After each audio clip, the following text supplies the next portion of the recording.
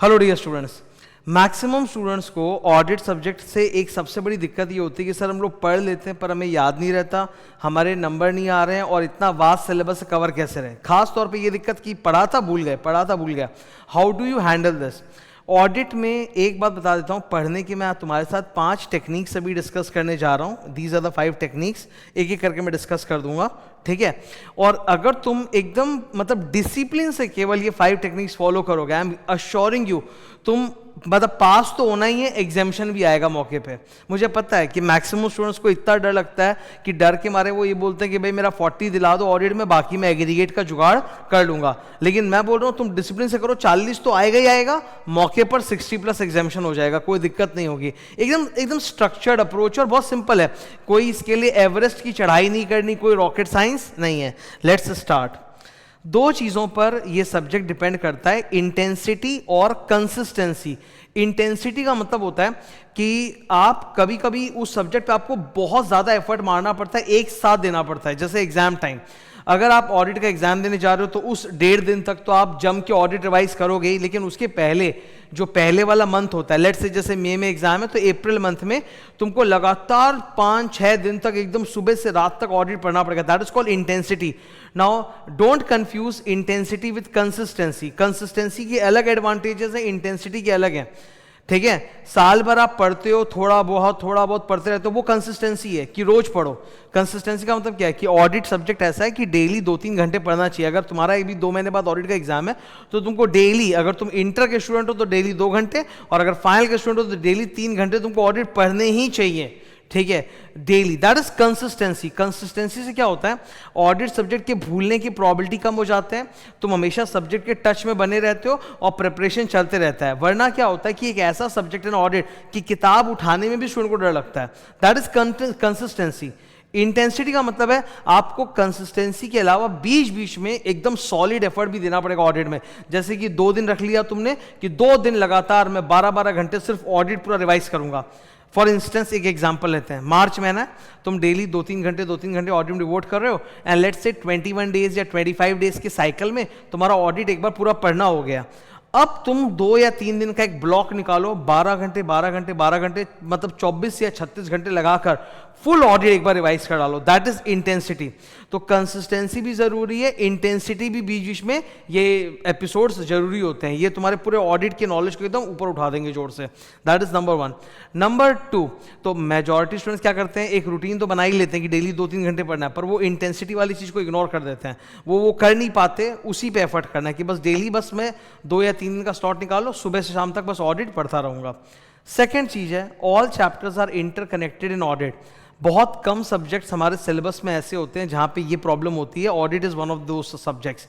ये problem direct tax में आती है, ऑडिट में आती है। अकाउंटिंग स्टैंडर्ड्स में या लॉ में मुझे इस तरह की कभी कोई दिक्कत ऐसी दिखी नहीं, और ना ही मुझे कॉस्ट एफएम या उसमें दिख रही। मुझे मेन ये दिक्कत नजर आती है इसमें डायरेक्ट टैक्स में और ऑडिट में।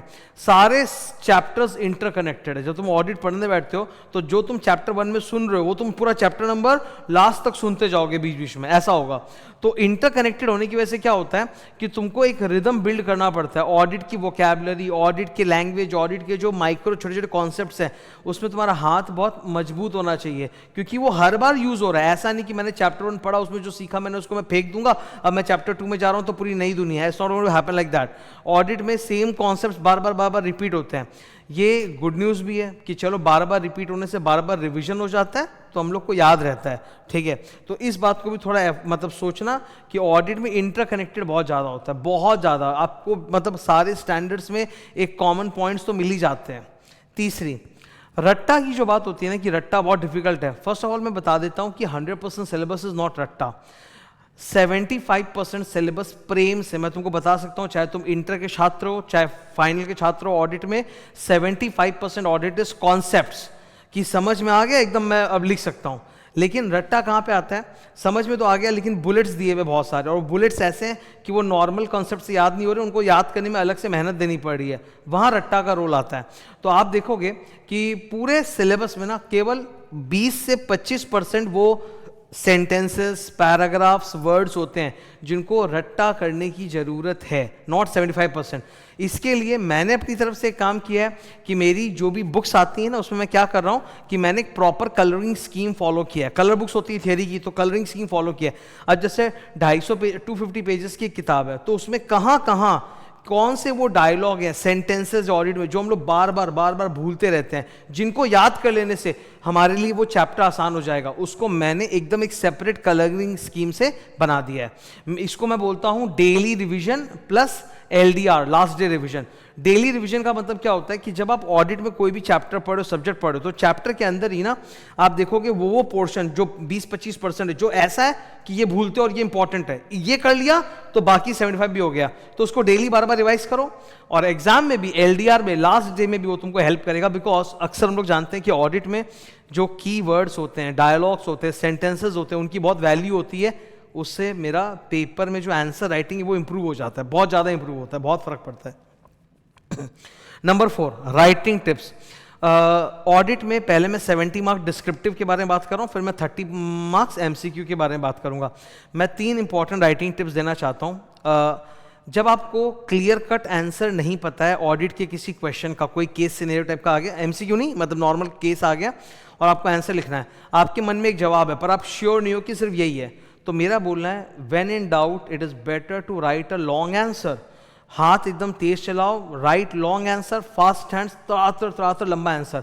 उस क्वेश्चन पे जितने भी रेलेवेंट टॉपिक जो तुम्हारे दिमाग में आ रहे कि ये टॉपिक भी लग सकता है, कारो भी लग सकता है, ये भी लग सकता है, 143 का 12, सब डाल दो, शॉर्ट में डाल दो पर डाल दो, और जो मेन आंसर तुमको लग रहा है कि हाँ यार ये मेन आंसर है, उसको एलैबोरेट कर दो।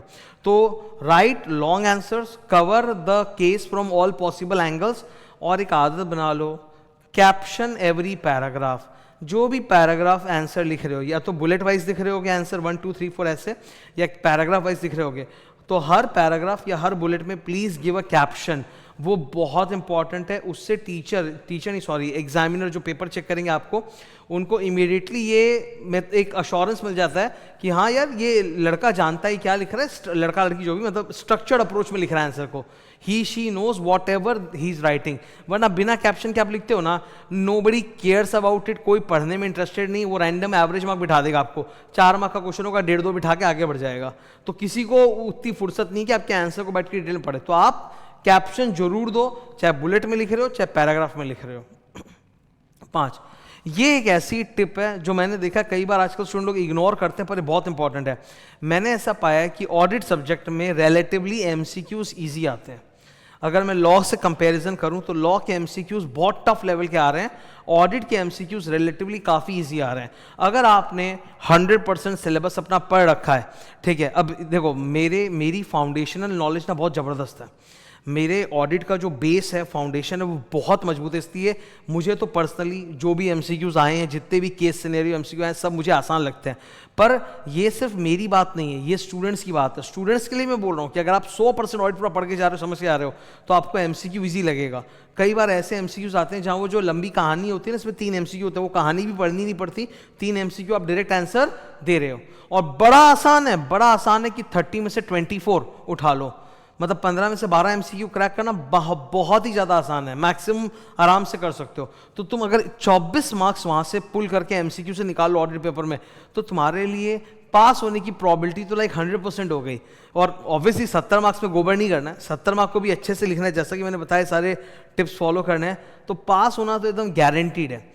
तो please understand this, audit is not like रट्टा, ओनली 20-25% इज रट्टा, जिसको हमने आइसोलेट करके अलग से LDR कर दिया है, ठीक है। वो कर लो रट्टा अच्छे से, और बाकी तो पूरा एकदम कंसेप्ट्स पे आराम से तुम क्लियर करके निकल जाओगे।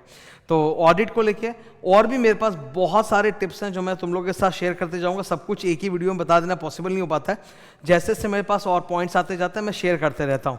तो आज ये 5 टिप्स आपके साथ शेयर किए, एक बार रिवाइज करा देता हूँ। नंबर 1, कंसिस्टेंसी जरूरी है, and so is this intensity, के बीच बीच में आपको पूरा एकदम 2-3 दिन लगा के पूरा फुल सिलेबस रिवाइज करना पड़ेगा, इंपॉर्टेंट है। सेकंड, ऑडिट में इंटरकनेक्टेड है, आप 2 चैप्टर अलग कर लिए, फिर 2 महीने बाद 2 चैप्टर उठाओगे, आपको कुछ याद नहीं आएगा, सब कनेक्टेड है आपस में, तो उस चीज को रेस्पेक्ट करना है। Number 3, Remember that it is not 100% रट्टा, 20 to 25% of the chapter you identify. मैं तो अपनी बुक में एक पढ़ाता हूँ, क्लास में बता ही देता हूँ, आइडेंटिफाई कराता हूँ. तुम लोग भी अपने आप आइडेंटिफाई कर लेते हो कि हाँ यार ये यहीं पे मैं अटकता हूँ, तो वहाँ पे तुम कोई निशान कर लो, हाईलाइट कर लो, कुछ कर लो, तो बस वो रिवाइज कर लोगे ना, तो बहुत आराम से पूरा चैप्टर तुमको कॉन्फिडेंटली ईजी लगने लगेगा. फोर्थ, राइटिंग टिप्स में ये 3 राइटिंग टिप्स मैंने लिखे हैं. मेरे लिए सबसे इंपॉर्टेंट राइटिंग टिप है थर्ड वाला, कैप्शन एवरी पैराग्राफ और एवरी पॉइंट और bullet that you are writing. तो उससे क्या होता है, आपके आंसर की एक समरी तुरंत निकल के सामने आ जाती है और एग्जामिनर को कॉन्फिडेंस आता है, आपके राइटिंग स्किल पे बहुत फर्क पड़ जाता है उससे. Number 5, please focus on MCQs. कम से कम जब प्रेपरेशन कर रहे हो तो धरती पे जितने एमसीक्यूज अवेलेबल है, जैसे मैंने अपने क्वेश्चन बैंक में सारे एमसीक्यू चुक चगा के हर जगह से उठा के डाल दिए हैं, और घटिया वाले सारे एमसीक्यू हटा दिए हैं. मतलब घटिया वाले एमसीक्यू नहीं होते फालतू के 2 और 2 4, वो वाला हटा दिया, वो आता नहीं है एकदम ही. सारे अच्छे वाले एमसीक्यूज एक साथ है, तो वो एमसीक्यूज का मैंने पूरा वीडियो बना के शीट के साथ भी यूट्यूब पे डाल दिया है. रिवाइज कर लो, अच्छे से पढ़ लो, काफ़ी फायदा होगा एग्जाम में. और भी ऐसे टिप्स आते रहेंगे, जुड़े रहो. Thank you.